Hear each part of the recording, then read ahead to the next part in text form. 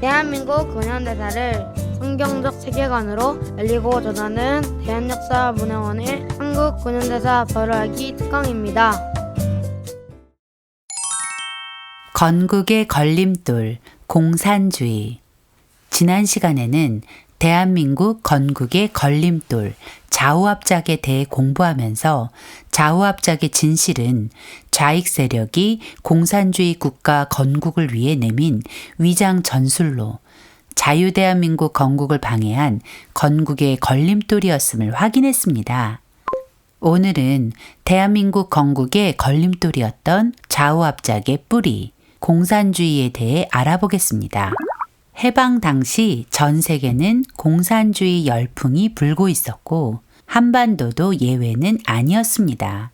북한은 말할 것도 없고 남한에서도 공산주의 열풍은 대단했습니다.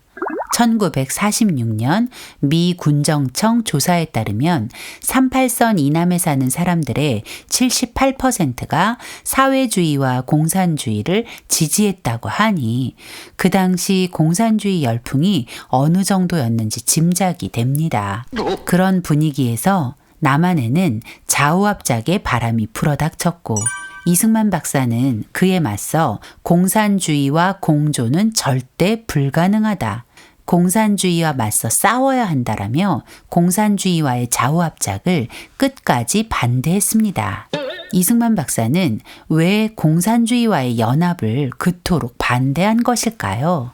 그 이유는 이승만 박사가 1923년 태평양 잡지에 발표한 공산당 당부당에 잘 나와 있습니다. 이 박사는 이 글에서 공산주의를 원래 자유롭게 되기 원하는 인간의 본성을 거역해가며 국민을 지배하려는 사상이라고 비판했습니다.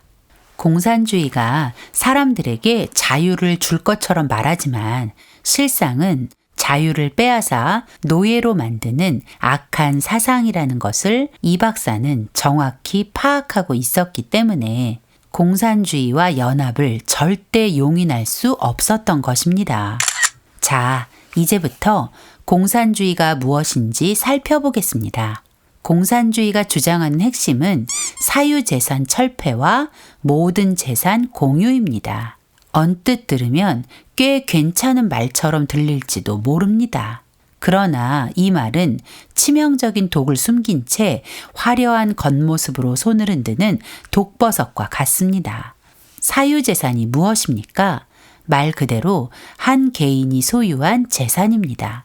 한 개인의 노력으로 얻은 대가로 당연히 그 사람이 그 재산에 대한 모든 권한을 가지는 것이 지극히 상식적인 일입니다.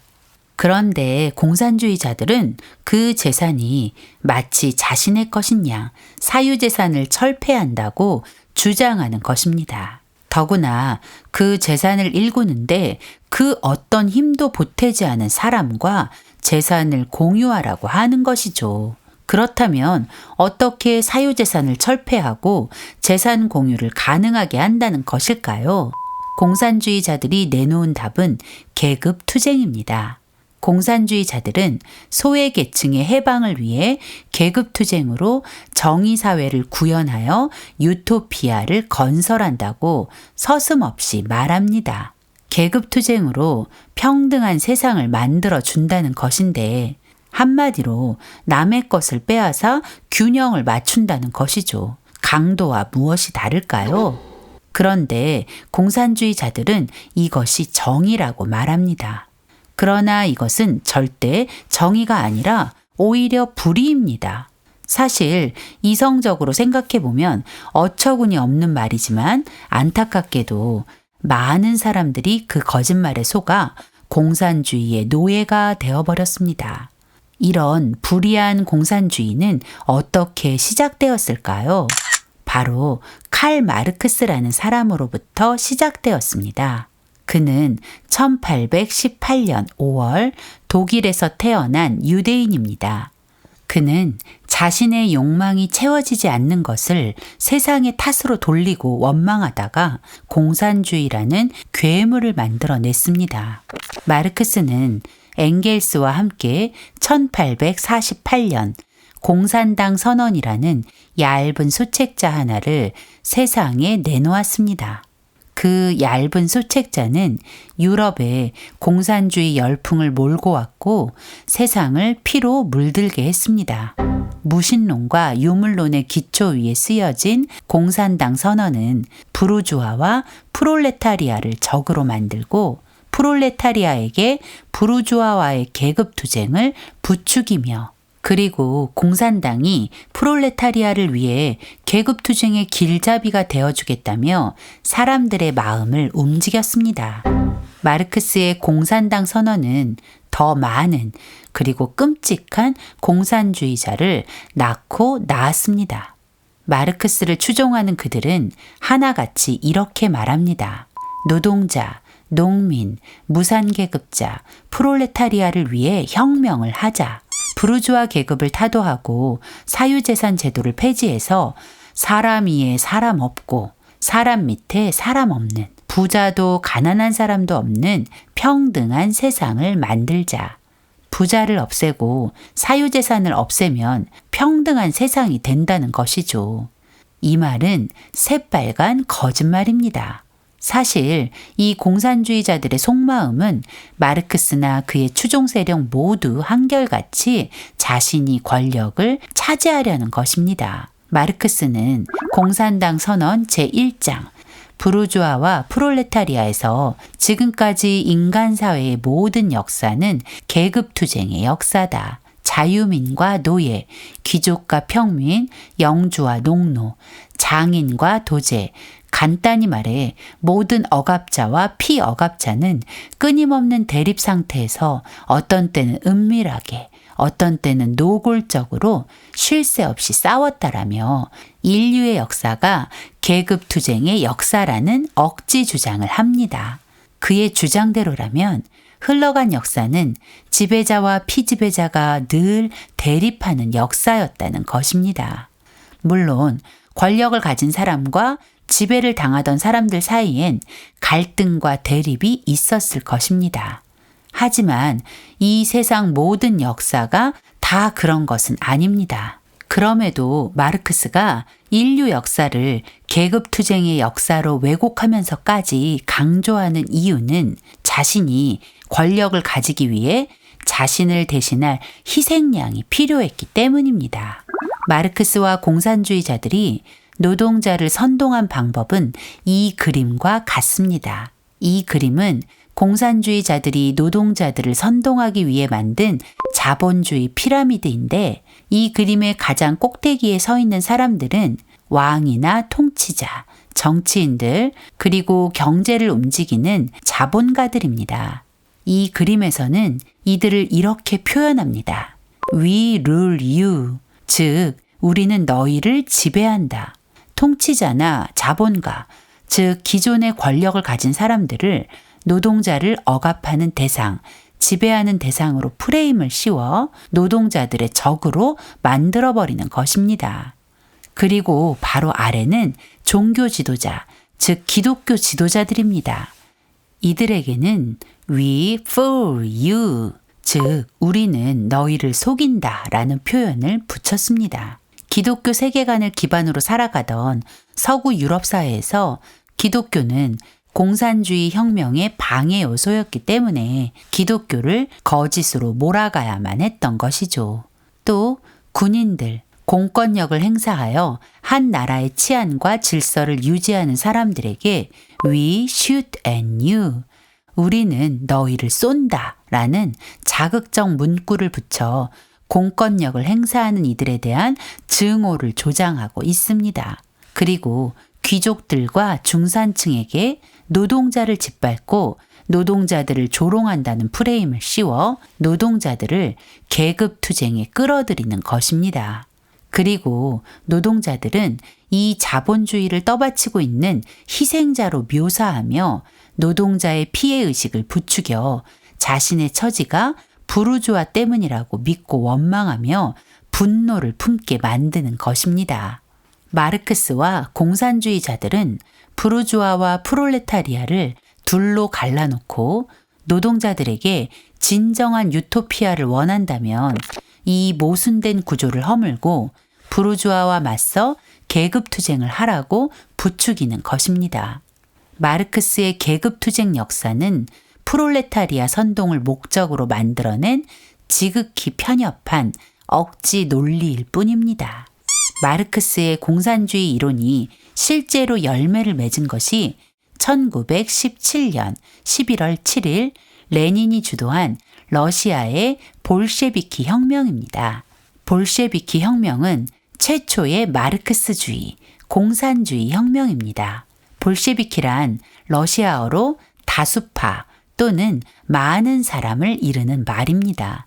러시아 혁명이 일어나기 전 러시아에는 사회주의를 지향하는 정당인 사회민주주의 노동당이 있는데 이 당에는 레닌을 추종하던 세력과 그 반대 세력이 서로를 견제하고 있었습니다. 레닌을 추종하던 세력의 수가 조금 더 많아서 이들을 다수파, 즉 볼셰비키라고 부른 것입니다. 러시아 혁명을 주도한 이들이 레닌과 다수파, 볼셰비키였기 때문에 최초의 공산주의 혁명을 볼셰비키 혁명이라 부르는 것이죠. 레닌은 공산혁명을 통해 노동자들에게 유토피아를 선물하겠다고 했습니다. 하지만 그 말들은 하나도 지켜지지 못했고 오히려 이 공산주의 혁명으로 끔찍한 일들이 벌어지게 되었죠. 자, 지금부터 이 공산주의의 실체를 파헤쳐 볼까요? 공산주의의 가장 큰 특징은 하나님을 부정하는 무신론을 주장하는 것입니다. 그리스도인이 공산주의를 반대하는 가장 중요한 이유가 바로 이것입니다. 이 한 가지만으로도 충분합니다. 공산주의자들은 하나님이 이 세상의 창조주이시며 주권자라는 사실을 부정합니다. 마르크스가 살던 유럽은 기독교 세계관을 기초로 했기 때문에 하나님의 존재는 공산주의 혁명의 가장 큰 방해가 되었습니다. 하나님을 믿는 사람들은 심판을 생각하기 때문입니다. 그래서 공산주의자들은 하나님은 없다고 우기는 것입니다. 마르크스는 사람이 종교를 만들었지 종교가 사람을 만들지 않았다. 종교는 아편이다라고 말했습니다. 마르크스의 말은 기득권을 가진 세력이 그 권력을 유지하려 종교를 만들어서 사람들을 복종시키는 도구로 삼았다는 것입니다. 그리고 기독교는 마약과 같아서 한번 빠져들면 중독되는 것일 뿐이라는 궤변을 늘어놓으며 하나님을 부정한 것입니다. 하지만 하나님은 분명 살아계십니다. 그분은 이 세상을 창조하셨고 이 세상을 운행하시는 만왕의 왕이십니다.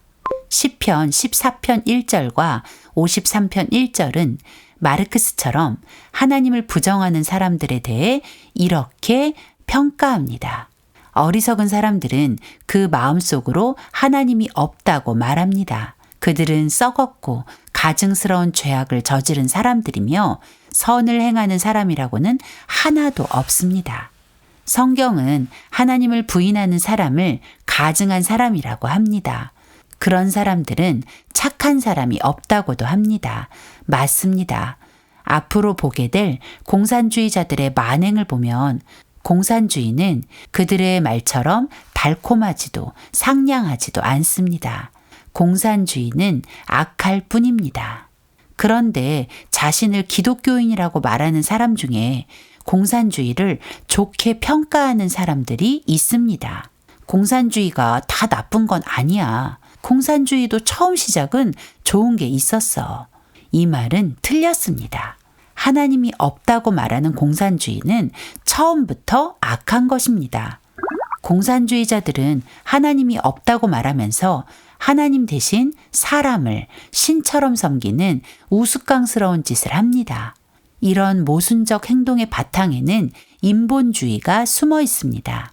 이 세상에는 크게 두 개의 세계관이 존재하는데 성경적 세계관 또는 기독교 세계관, 다른 하나는 인본주의 또는 자연주의 세계관입니다.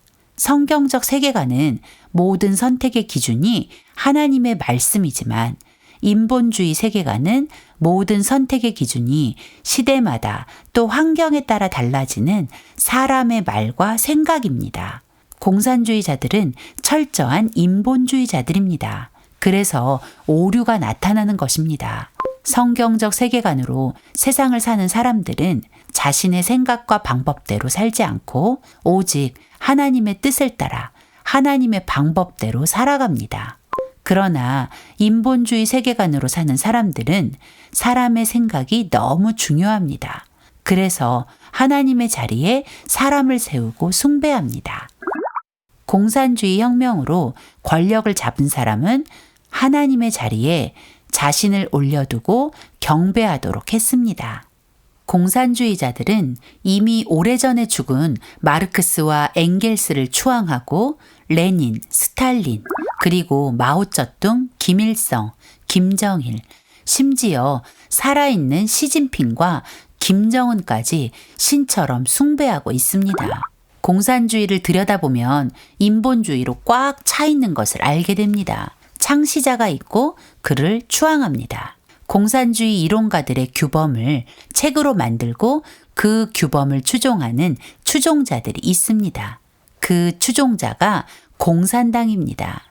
공산주의에서 선택받은 민족은 공산주의 체제를 채택한 나라들이고 공산주의가 말하는 죄는 공산주의를 거부하는 것입니다. 공산주의자들은 공산주의자가 되는 것을 회심이라고 부르면서 회심의 방법은 공산주의를 믿는 믿음이라고 합니다. 공산주의자들은 하나같이 프롤레타리아를 위해서 노동자를 위해서 혁명을 한다고 말했지만 사실 그들의 목적은 자신이 권력을 차지하는 것이었습니다. 말은 혁명에 성공하면 프롤레타리아가 권력을 가진다고 말하지만 결국은 한 사람이 모두의 왕의 자리를 차지하고 자신의 마음대로 권력을 휘두르고 싶을 뿐입니다. 공산주의의 창시자인 마르크스는 노동자를 배려하는 사람이 아니라 남의 말에는 귀를 기울이지 않는 독재자의 위선자였고 엥겔스는 그런 마르크스를 위해 자기 아버지의 돈을 훔쳐낸 도둑이었습니다. 레닌은 혁명으로 모든 사람에게 평등한 세상을 줄 것 같이 말했지만 평등한 세상은 오지 않았습니다. 스탈린은 공산주의를 핑계로 수많은 사람을 학살했고 김일성은 모든 사람에게 쌀밥에 고깃국을 먹게 해준다고 했지만 사람들을 굶어 죽게 만든 악한 독재자일 뿐이었습니다. 공산주의자들의 논리는 이렇습니다. 혁명에 성공하면 프롤레타리아가 이 세상을 다스리게 될 것이라고 말합니다. 그러나 그 많은 프롤레타리아가 한꺼번에 통치자가 될 수는 없는 법.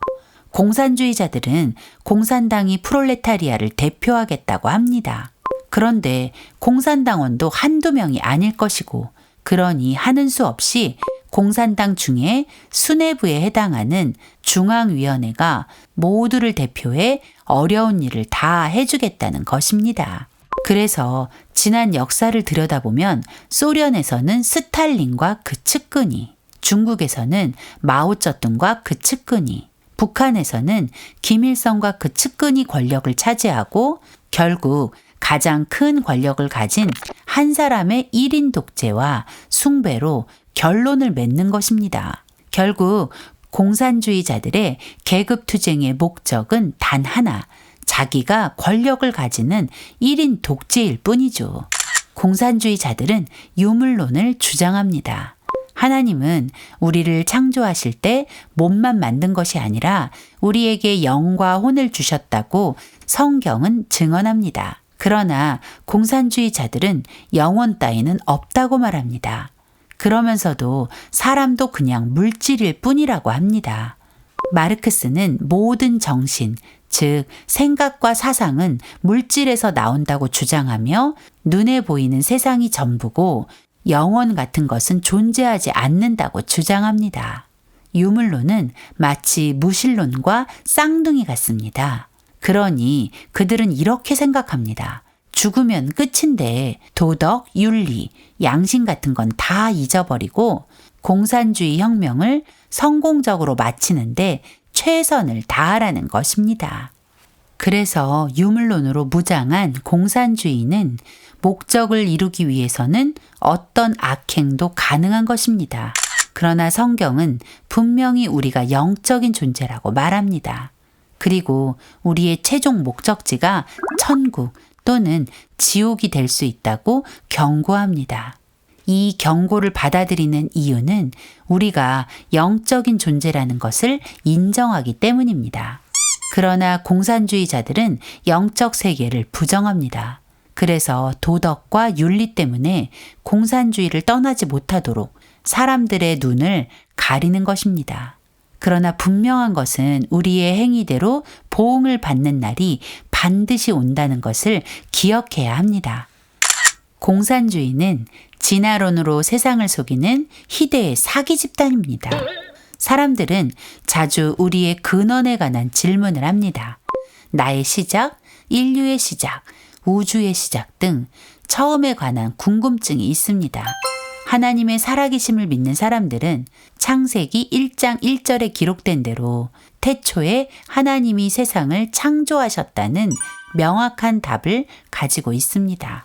얼마나 간단하고 명확한 답입니까? 간단하지만 아주 놀라운 답입니다.